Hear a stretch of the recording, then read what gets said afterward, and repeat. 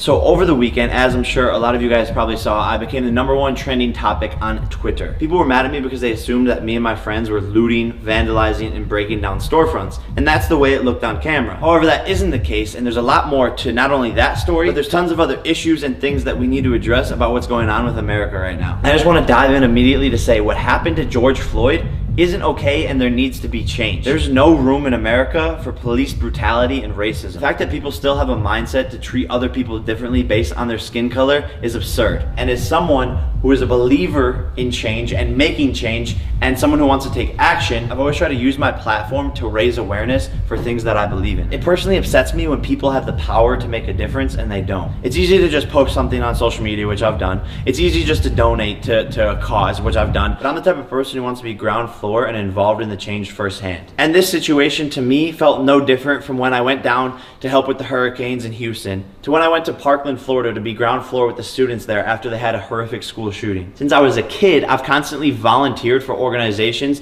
donated to charitable causes, and wanted to be involved in my community. And this George Floyd tragedy wasn't something that I could just look past. And being a filmmaker and someone who documents virtually everything that happens in my life to be able to share it with the world, I wanted to use my platform and film what was going on and what is going on in our country as we speak, to be able to share and spread the message to the world and raise awareness that we shouldn't just be standing there doing nothing. So when we heard that there was protests that were going to be taking place in Arizona, we wanted to be involved and show our support. The story of what happened is actually pretty simple, and it was twisted and exploited by the media to be something that it wasn't. Right around 10 p.m. when the protests were supposed to be starting, we followed people to where everyone said that the protests were happening. As we started to walk down the street, we were blown away by what we were starting to see. The first thing I saw was when I looked to the right and saw that the side of a mall window had been completely shattered. Then as we kept on going, we noticed that all of the buildings in the whole entire area, the glass was completely shattered. Quite frankly, I was in shock and didn't know what to make of the situation. But we kept on walking because we still hadn't seen where people were protesting, and we still wanted to be involved. We got to a street that seemed to be the center of where everything was going on, and that's when I saw probably 80 cops standing shoulder to shoulder, just like looking out into the crowd. As I was approaching, more people were gathering the protest, and about 200 yards down the street from me was an Apple store that was getting completely ransacked. I saw dozens of people breaking down the glass, running into the store, grabbing whatever they could, and leaving. The battalion of cops was in between me and the Apple store. And as I started to walk down the street more, all of a sudden out of nowhere I hear a boom, and see this thing flying in the air at my feet. It lands 2 feet away from me, explodes, and like this big gas cloud comes, hits me in the side of the face.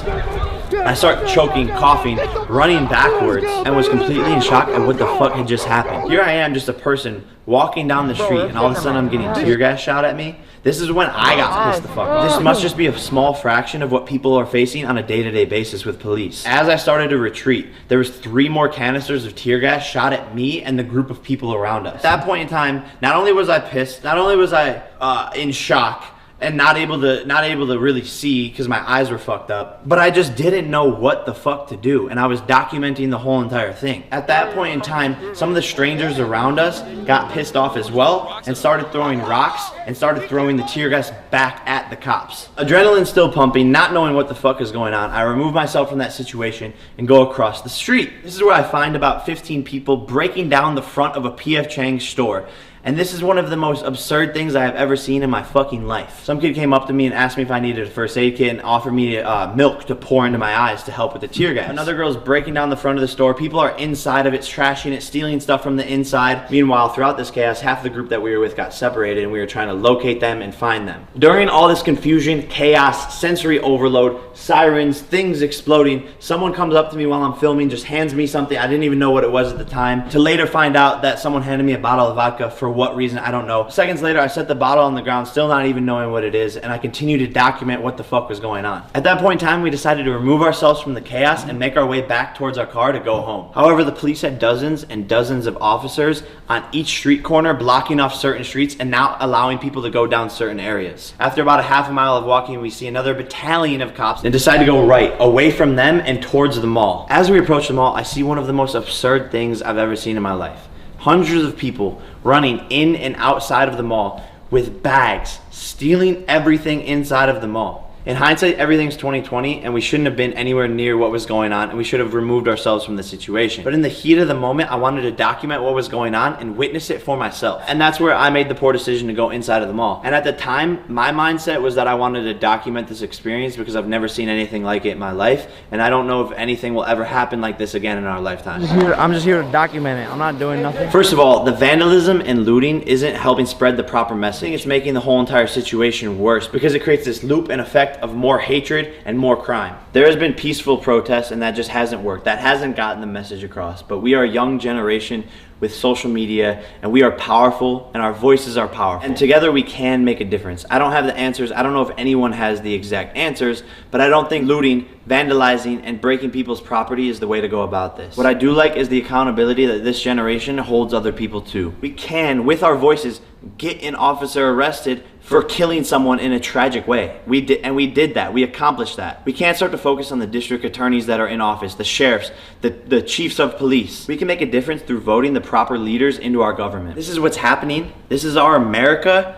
And right now is not the time to attack each other. Right now it's time to evolve and make change as a unit. And all those businesses who are being vandalized and broken into, who were just holding on by a thread because they already didn't have enough money to pay their employees because of coronavirus and quarantine, are now even more in ruins because of the vandalism that they have to deal with now. There was an old handicapped grandma crying on the news because her local grocery store was completely ransacked and it's the only one in the area and she couldn't get any food. How does the destruction of property help this situation? And what does it look like for our communities to be able to come back and have to rebuild from all of this? And that's why the situation was so upsetting for me to wake up, #1 trending on Twitter, of people accusing me of vandalizing and looting and stealing. I'm above that. I don't need to vandalize, I don't need to loot, and I know it's not the way forward. However, I don't regret, and I will continue to document things that I think need to be shared with America. If along that process people want to accuse me of things that they know I'm not doing because my name is Jake Paul, then so be it. I'm an easy target. I know I am. It sucks, but it's not going to stop me from doing what I love to do. There are certain situations and circumstances that I shouldn't put myself in, and I have learned from this situation, and I will continue to become a better person. All you can do when you make mistakes as a human is get better from them, but don't let your mistakes define you. I end this video challenging you guys to get involved, have a voice, donate, don't just sit there, make change. No one necessarily has all the answers, but we clearly as a generation want to make change, and we will continue to do so. Vote the proper officials in, protest, and get your community involved so we can make America a better place. George Floyd! George Floyd! George Floyd! George Floyd! George Floyd! George